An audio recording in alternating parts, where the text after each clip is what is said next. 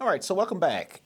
Today what I'm actually going to do is I'm going to give my recommendations on cameras that I would recommend at the $500 or less price point, and that's going to be for the body, and I'm trying to leave room in there for the kit lens. And the idea here is if you're looking for a camera as maybe the first camera for either stills or to use for stuff like this where you're just going to be sitting in front of it talking to the camera, as well as maybe you wanted to do like product photography or video work or reviews. These are the types of cameras that I'm going to be recommending. They're all going to be interchangeable lens cameras, and the idea is that this is something that you can use, and as you grow, the camera's going to grow with you. You don't necessarily have to jump to another camera to keep doing stuff if you really start to get into either side, whether it's video or photography. So we're going to jump over to my spreadsheet, and I'm actually going to put a link to this so you can actually look at it yourself. I know with the resolution, you can only see so much here on YouTube. So starting with the first choice I have here. Now keep in mind, some of these cameras that I'm going to recommend, I have firsthand experience using them. So the first one is the G85. G85 is always going to have a special place in my heart because it was my first Lumix camera. I should say it was my first Lumix still camera because I have used many of their video cameras, but it was more like camcorders and also studio cameras.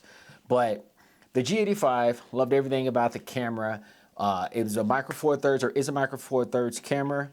You can't pick it up new. All of these are going to be used with the exception of one that you may be able to still get used, or excuse me, new, but you'll be above this price point.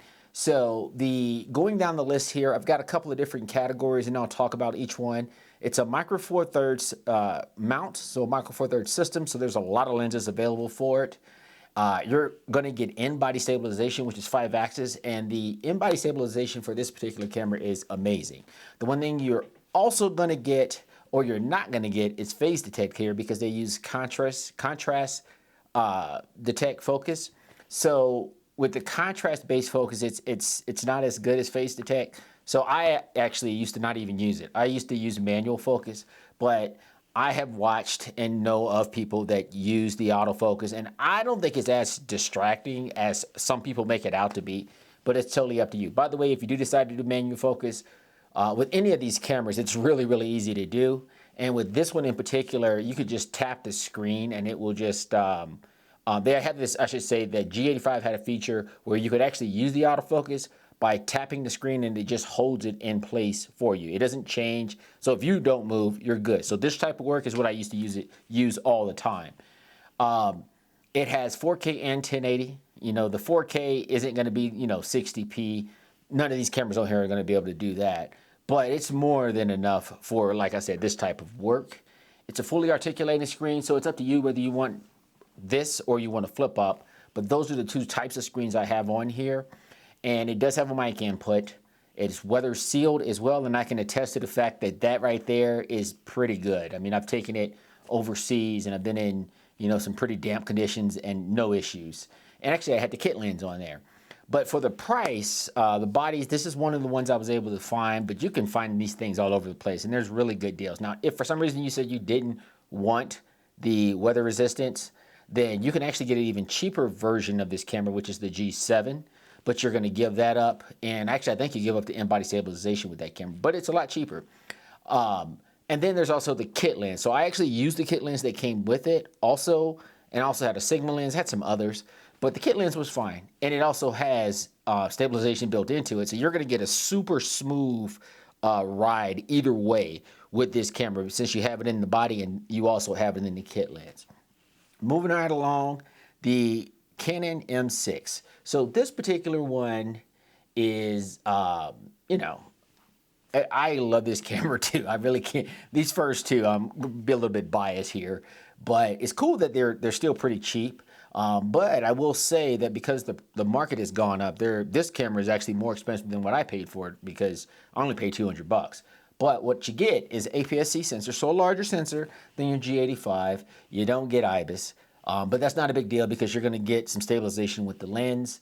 It is phase detect, so it actually has really, really good autofocus. It does 1080p, but it does not do 4K. and it has a flip-up screen, which I really like flip-up screens. And the main reason I like flip-up screens is for stuff like this, where I can actually look slightly above the lens instead of off to the side, I prefer.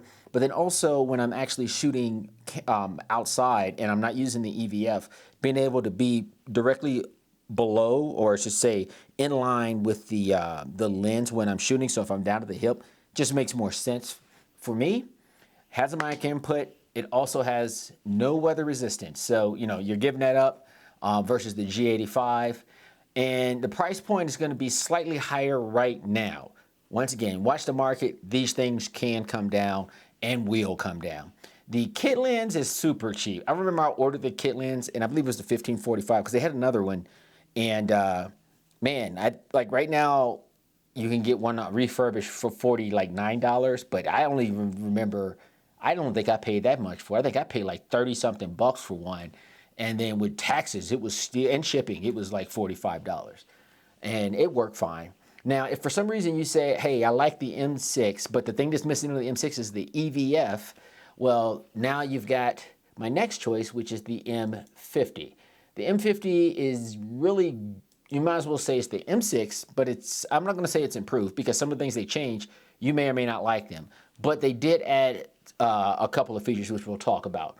The M50's body is the SLR style body, so it has an EVF and it's actually in the center. I like that. Same sensor, and then also it does not have IBIS.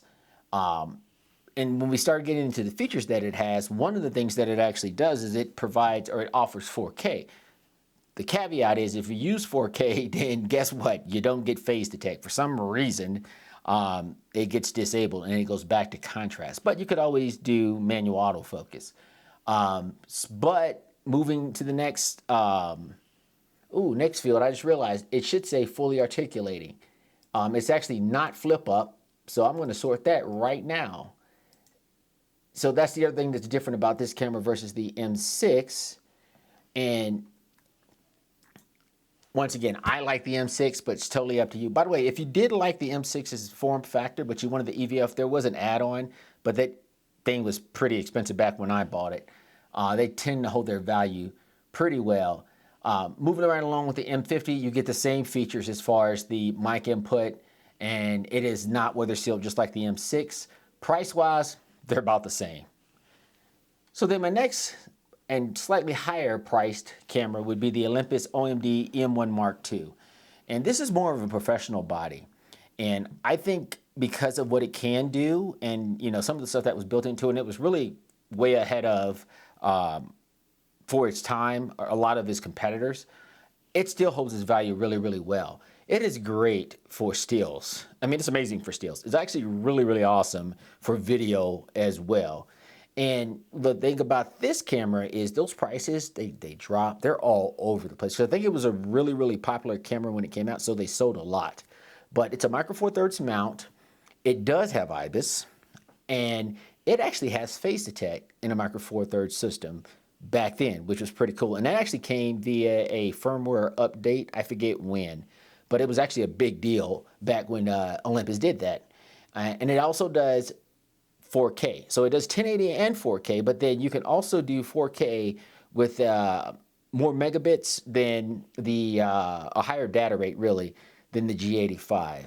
So just a little neat feature. I think it's like, I want to say it's about 237 megabits per second or something like that. I could check to see if that's correct. And then it has a fully articulating screen. It has a mic input, and it is also weather resistant. So far, this thing has everything. It just has a slightly smaller sensor than the two APS-C sensors, but to me, that's not really a big deal. I mean, I shot on micro four thirds APS-C and full frame, and frankly, sensor size, it never really was a thing for me. One of the things I do like about smaller sensors is the crop factor, because if I want to get closer to the subject, I can have smaller lenses with incredible reach. So just my preference. Price-wise, once again, it's all over the place. I did put up a couple of places here or a place here called Mike's Camera. It's a California chain. I've seen them there for less than $400. I was actually very tempted to just go buy one just because they were so cheap, but I don't really want to jump to another system or have another system. I'm trying to stick with one. And then as far as the kit lens, you're going to use the exact same ones that you use on all the Micro Four Thirds systems. And then Olympus has his own version of the lens, and it's still pretty cheap too. So then my next camera is going to be another Micro Four Thirds. And this one, the G95, really didn't get a good reception when it came out. So the prices never really skyrocketed, which is good now if you're buying it used. And it is just like the G85, but just think with a newer sensor. So I'm gonna brighten this aperture a little bit, sorry. Bear with me. Okay, there we go. So you're gonna think the G85 with a 20 megapixel sensor versus the 16 megapixel sensor that was in the G85. And because it's a newer sensor, it's gonna do certain things faster or better. So it's gonna have better low light.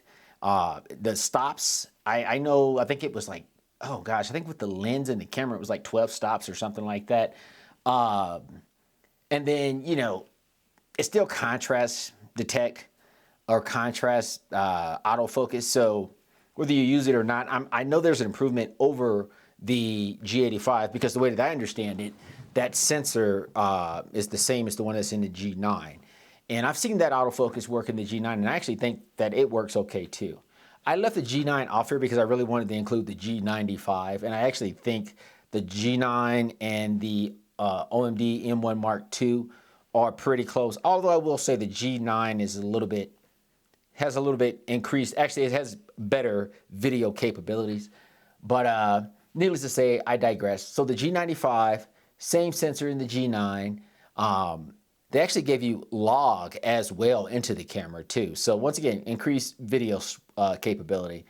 And then you get the weather resistant that you get in the G85, mic input, price is gonna be higher. It's a newer camera, so that's the reason why it actually commands a higher price.